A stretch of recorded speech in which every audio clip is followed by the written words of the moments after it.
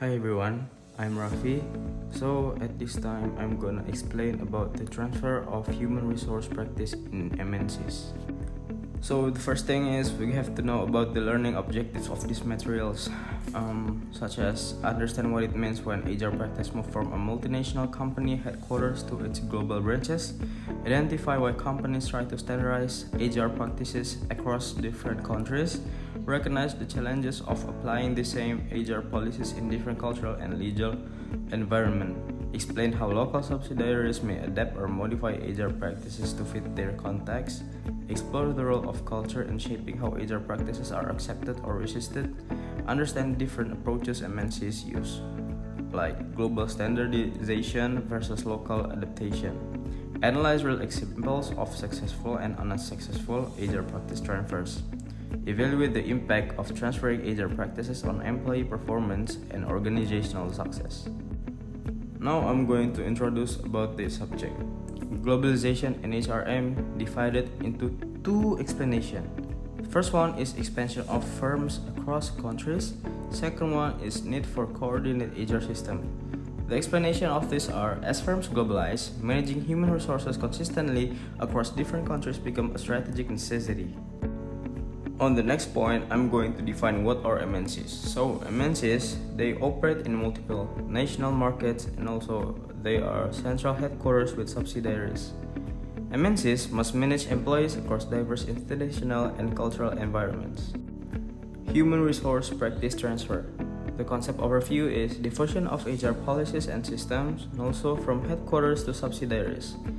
HR practice transfers involve implementing organizational people management system across international units. So what are the types of HR practices transfer? So the type is recruitment and selection, training and development, performance management, and also compensation systems. These core HR functions are often standardized to ensure alignment with corporate strategy.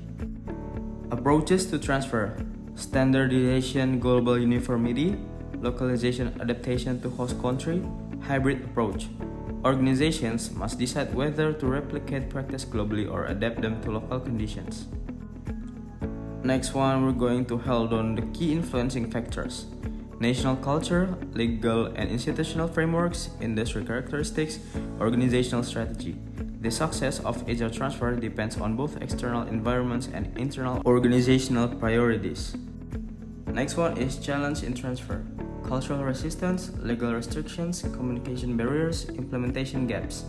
Differences between countries can create obstacles that limit the effectiveness of transferred HR practices. So what are the benefits of effective transfer? The benefit is global integration, knowledge sharing, strong organizational identity, and also improved performance. When done effectively, HR transfer strengthens coordination and competitive advantage across global operations. So this is the case insight. The case insight is standardized leadership training, local adaptation and delivery. Many MNCs adopt global frameworks but adjust implementation to fit local cultural expectations.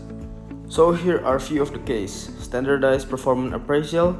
A US-based MNC applies the same performance evaluation system in its Indonesian branch. However, local employees feel uncomfortable with direct feedback because it clashes with their cultural norms. Training and development transfer. A Japanese company introduced a strict training system in its European offices. Employees there find it too rigid and prefer more flexible learning styles. Compensation and benefit differences. A global company offers the same bonus structure worldwide. In some countries, employees feel it's unfair because living costs and expectations are different. Leadership style conflict. Also, a German MNC promotes a direct and structured leadership style in its Asian branches. Local employees may perceive this as too harsh or lacking empathy. So, the last one is conclusion. Balance between global integration and local responsiveness. Successful HR transfer in MNCs requires aligning global standards with sensitivity to local context. So that's for the explanation. Thank you.